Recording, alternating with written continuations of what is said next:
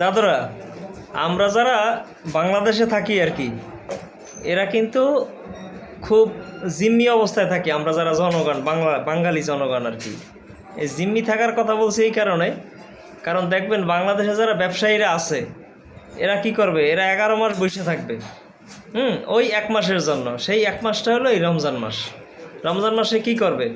রমজান মাসে মানে প্রথম যে 10 দিন আছে, এই 10 দিনে কি করবে তারা? খেজুর, তরমুজ, আপেল, হ্যাঁ, তারপরে লেবু, এইগুলার দাম মোটামুটি তারা বাড়তি দাম দিয়ে রাখবে।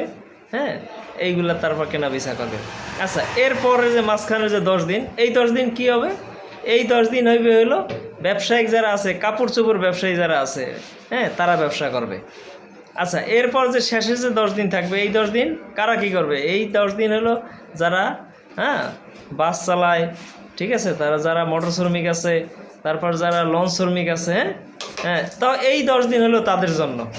মানে বাংলাদেশের জনগণ ওই 1 মাস তাদের কাছে, এইসব যে ব্যবসায়িক আছে, এই ব্যবসায়িকদের কাছে জিম্মি। কারণ এই বাংলাদেশটা খুব সুন্দর একটা স্পট, খুব সুন্দর একটা জায়গা।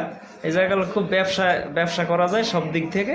এই আমার জানা মতে বহির্বিশ্বে বাংলাদেশ ছাড়া আর কি, এরা 11 মাস বসে অপেক্ষায় থাকে যে 1 মাস মুসল্লিদের কিভাবে তাদেরকে সহজে সেহরি করতে দেওয়া যায়, ইফতারি করতে দেওয়া যায়, কেনাকাটা করে কেমনে খাওয়ানো যায়, এই সব চিন্তা ভাবনায় থাকে। আর আমরা বাঙালি, আমরা চিন্তা করি যে এই 1 মাস কেমনে ব্যবসা করে ওই 11 মাসের লস উঠাই ফেলবো।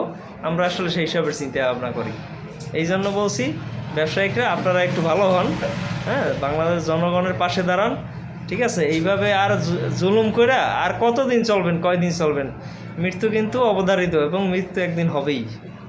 ধন্যবাদ, ভালো থাকবেন, আল্লাহ হাফেজ।